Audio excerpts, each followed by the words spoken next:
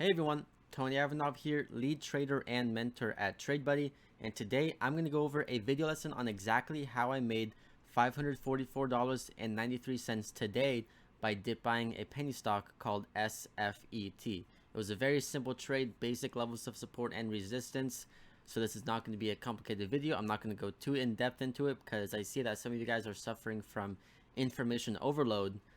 It's really simple, just buying at support, selling at resistance. It's not complicated. You don't need to overcomplicate things. All right, so we're gonna get right into this video. Hopefully you guys enjoy, and we're gonna take it into my screen share.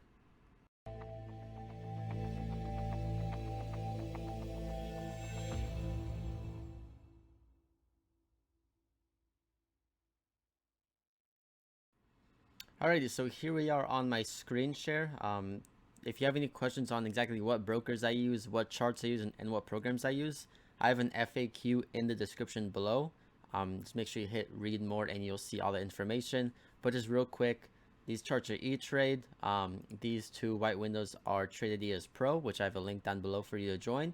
And these windows are Equity Feed, and there's actually a free 2-week trial with no credit card needed in the description below as well. So like I said, this is going to be a very easy video lesson. I'm just going to talk about SFET. Not that many stocks were on the scanner today other than SFET. So SFET did have news. You can see it was on my low float scanner here. Very low float stock, 468,000 shares.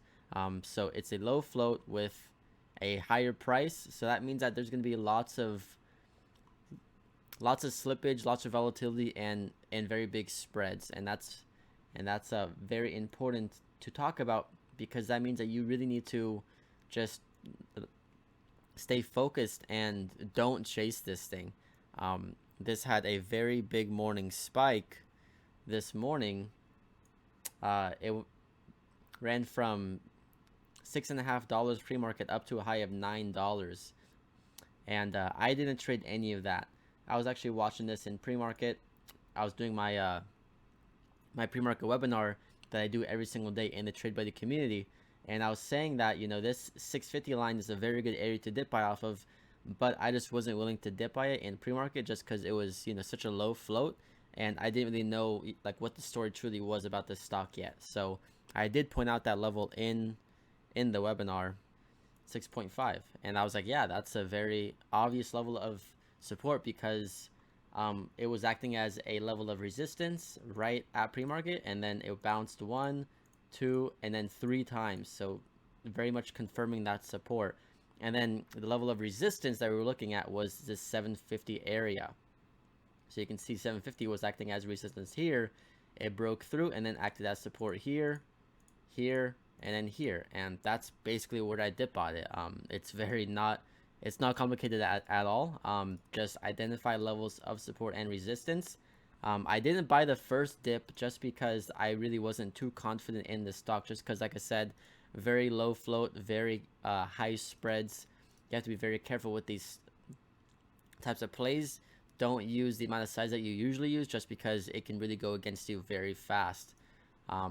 But let's just go over to the candlestick chart, and we can see that in this first dip, it actually went down to 735 just because of the high spreads on these low floats. So I didn't buy into that first dip. However, once I saw that bounce and it come back down, that's when I said, you know what, I'm going to enter into the stock. So I left an order, 500 shares at 745 to get filled, and I got filled on this candle here. So let me just bring over the chart.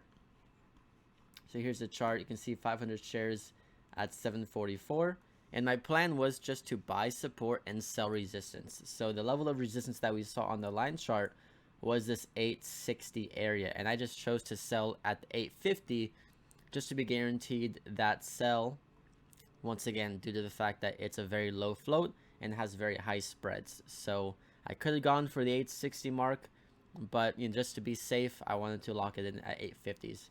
So all this time after I bought, it hit a resistance at 820 and it came all the way back down. And usually new traders would have been like, okay, I missed the play. I shouldn't have been greedy. I should have sold at 820 and then their emotions would come into play, and they would, you know, get out once it starts falling back down again. But, you know, the thing about trading is that if you enter a trade, you have to be accepting the risk. My risk was 20 cents a share, meaning that no matter what, as I enter this trade, I was accepting the fact that there is a chance that I may lose $100 on this trade, and that's just fine.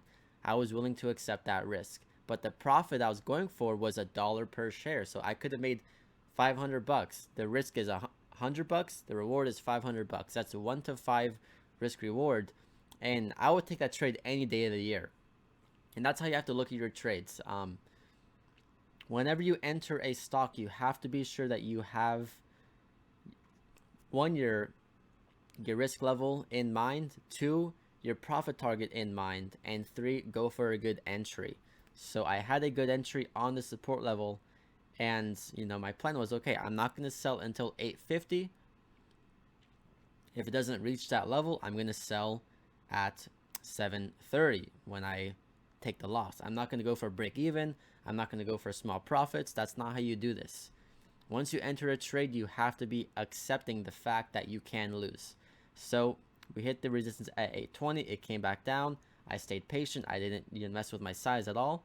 It bounced off that 740 level again, just confirming that, you know what, this is support. And that actually gave me even more confidence because it was really bouncing very solidly off the 745 level. And then finally, we got a nice jump in volume, and it hit my sell, like I said, at that 850 mark. So right there, 853, I sold.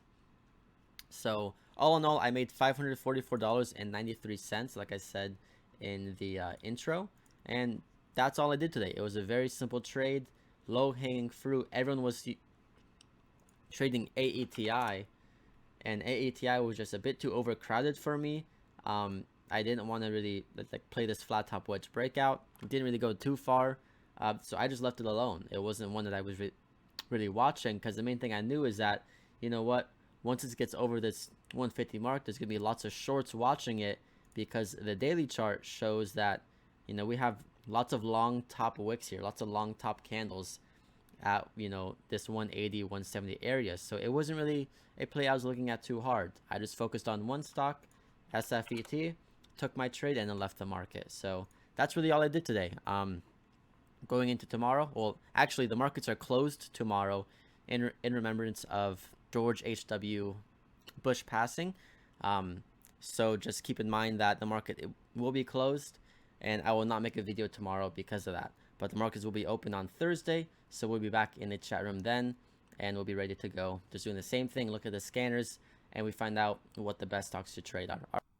Hey, I'm assuming that if you watched this entire video, you saw some great value out of it. I would really appreciate it if you could hit the like button and then hit the subscribe button to be notified of any future videos that I make.